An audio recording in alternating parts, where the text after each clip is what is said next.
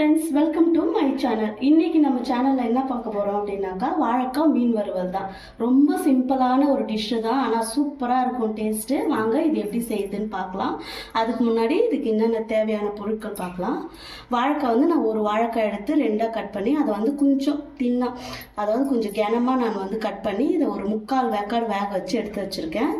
தக்காளி வந்து ஒரு தக்காளி நல்லா சாறு எடுத்து வச்சுருக்கேன். தக்காளி வந்து ஒரு 2 தக்காளி எடுத்து நான் சாறு மட்டும் எடுத்து வச்சுருக்கேன். இது கண்டிப்பாக யூஸ் பண்ணுங்கள், இது ரொம்ப டேஸ்ட்டாக இருக்கும். ஏன்னா நம்ம மீன் வறுவல் மாதிரியே இருக்கும் இது போட்டோன்னா.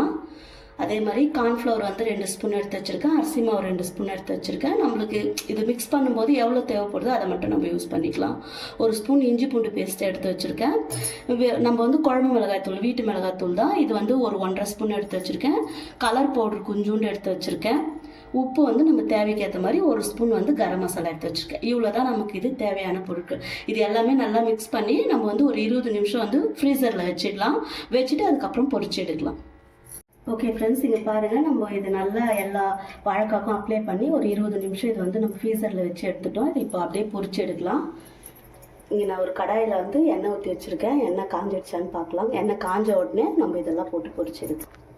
எண்ணெய் இப்போ நல்லா காஞ்சிடுச்சு. இதெல்லாம் ஒன்று ஒன்றா போடலாம்.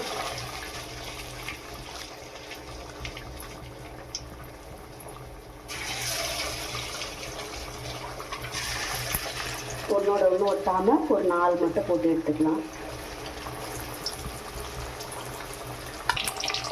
போட்டு ஒரு 2 செகண்ட் ஆகிடுச்சு. இதை அப்படியே நம்ம வந்து திருப்பி விட்டுக்கலாம். போட்ட உடனே திருப்ப வேண்டாம், அதனால தான் நான் இப்போ திருப்புறேன். இது நல்லா பொரியட்டும், நல்லா வேகட்டோன்னு நம்ம எடுத்துக்கலாம். ஓகே பாருங்கள், இந்த அளவுக்கு பொரிஞ்சிச்சு, நல்லா செறிந்து வந்துடுச்சு. இது ரொம்ப நேரம் நம்ம வந்து இதில் வேக வைக்கணும் இல்லை, ஏன்னா நம்ம வாழைக்காய் ஆல்ரெடி வேக வச்சு தான் எடுத்து வச்சுருக்கோம். இதே மாதிரி நம்ம எல்லாமே பொரிச்சு எடுத்துக்கலாம்.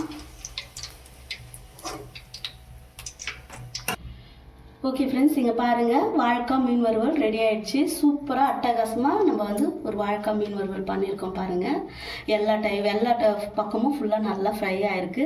இதே அளவுகளோடு நான் போட்ட மாதிரி இதே மாதிரி நீங்கள் செஞ்சிங்கன்னா அட்டகாசமான ஒரு மீன் வறுவல் ரெடி ஆகிடும்.